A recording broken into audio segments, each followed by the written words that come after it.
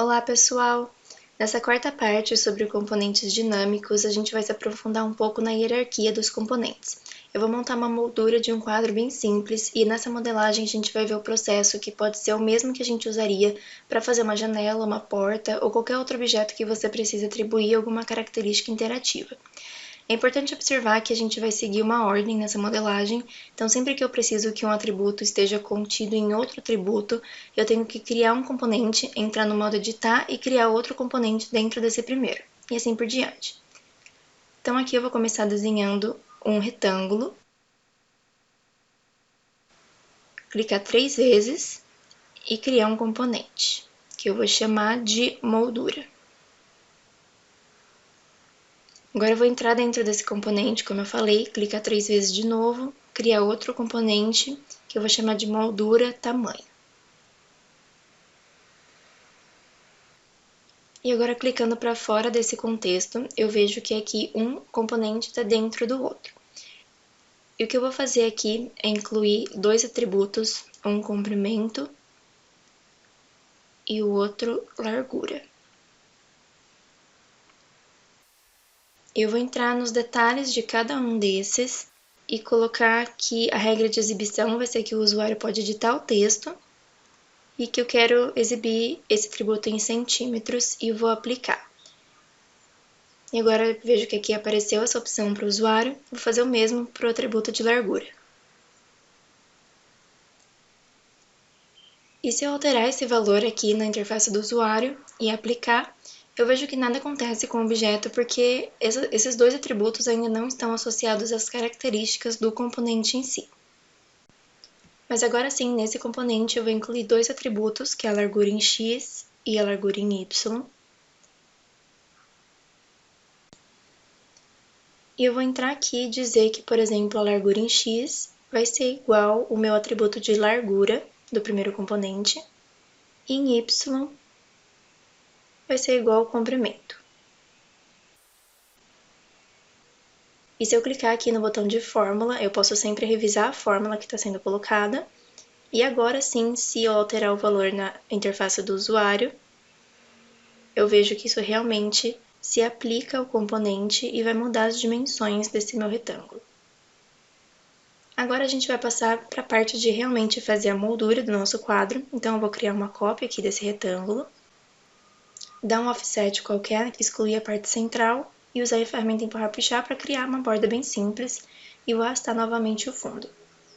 Então agora eu vou criar um componente apenas com essa minha moldura, chamar de lados. E nesse componente eu vou inserir os mesmos atributos desse meu componente moldura tamanho. E da mesma forma eu vou dizer que a largura em x vai ser a minha largura, e em y vai ser o comprimento do componente de moldura. E aqui, quando eu fizer a alteração dessas dimensões pela interface do usuário, a gente vê aqui uma distorção que não era o que eu queria que acontecesse. Eu queria que quando eu redimensionasse esse objeto por inteiro, cada parte dessa minha moldura se ajustasse de acordo com a nova dimensão, mas a gente vê que tem uma grande distorção aqui. Então agora eu vou voltar alguns passos e mostrar para vocês uma das opções que a gente teria para fazer uma moldura que realmente se ajustasse às novas dimensões. Então primeiro eu vou excluir essa moldura que eu já fiz e eu vou criar cada pedaço dessa minha moldura separadamente. Então eu vou fazer aqui um retângulo com a dimensão que eu já quero que essa moldura tenha, que eu vou colocar aqui de 4 centímetros de largura, e eu quero que ela tenha 2 centímetros de espessura. Agora eu vou clicar 3 vezes, mas antes de criar um componente, eu vou criar uma cópia e arrastar essa cópia para criar a parte inferior dessa moldura. É importante que eu faça isso antes de criar um componente. E agora sim eu posso selecionar essa peça, criar um componente que eu vou chamar de superior, e esse aqui, vou fazer a mesma coisa e dar o nome de inferior. E vou repetir esse mesmo processo para as peças das laterais. E esse componente aqui eu vou chamar de esquerda e esse de direita. Então eu vou colocar aqui uma dimensão maior para a gente ver o que precisa acontecer com cada pedaço desse. Então aqui a primeira coisa que é importante a gente observar é que o SketchUp, por padrão, coloca o eixo dos nossos objetos no canto inferior esquerdo. E isso é muito importante quando eu vou trabalhar com atributos de posição. Então, para a peça superior, por exemplo, eu vou precisar ajustar a posição no eixo Y, assim como o comprimento dessa peça no eixo X. Então, esses são os dois atributos que eu vou colocar. Então, aqui eu preciso que essa posição seja o comprimento menos 4 centímetros, que é a espessura dessa minha peça. Então, a origem desse componente é esse cantinho inferior esquerdo, e eu preciso considerar essa espessura para colocar a posição certa. E no eixo X, a largura vai ser sempre correspondente à própria largura do retângulo. E para a peça inferior, eu preciso ajustar somente a largura no eixo X, que também vai ser igual ao atributo de largura da moldura. O componente da esquerda a gente vai fazer algumas alterações. Primeiro eu preciso garantir que essa posição em Y esteja certa.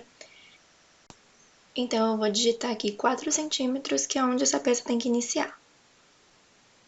O comprimento no eixo Y vai ser correspondente ao comprimento da moldura, menos 2 vezes a espessura de 4, que corresponde à peça inferior e superior. Então, vou digitar menos 8. E para a peça da direita, eu vou precisar ajustar a posição em Y e X. A posição em Y vai ser a mesma coisa da peça da esquerda, vai ter que começar em 4 centímetros. E a posição em X, eu tenho uma opção que é selecionar a largura da moldura, menos 4. Mas uma outra opção que eu tenho aqui seria colocar que essa posição é apenas a largura da moldura e ajustar o eixo dessa peça para que ao invés dele ficar no canto inferior esquerdo, ele fique no direito, e assim eu possa apenas selecionar a largura da moldura sem ter que descontar a espessura dessa peça. Então aqui eu vou clicar, dar Enter novamente, e a minha peça fica ajustada. Então o último atributo que eu vou colocar é o comprimento no eixo Y, que assim como a peça da esquerda vai corresponder ao comprimento da moldura, menos 8, e agora todas as nossas peças estão ajustadas, então eu vou testar aqui, mudando na interface do usuário, vou colocar qualquer medida no comprimento e na largura, e aplicar essa alteração. E aqui eu vejo que todas as peças se ajustaram de acordo com o que eu programei, e essa é uma das maneiras que a gente tem para criar um componente bem interativo. Então é isso, pessoal. Se você gostou desse vídeo, não esqueça de curtir, compartilhar e assistir aos outros vídeos do canal. Até mais!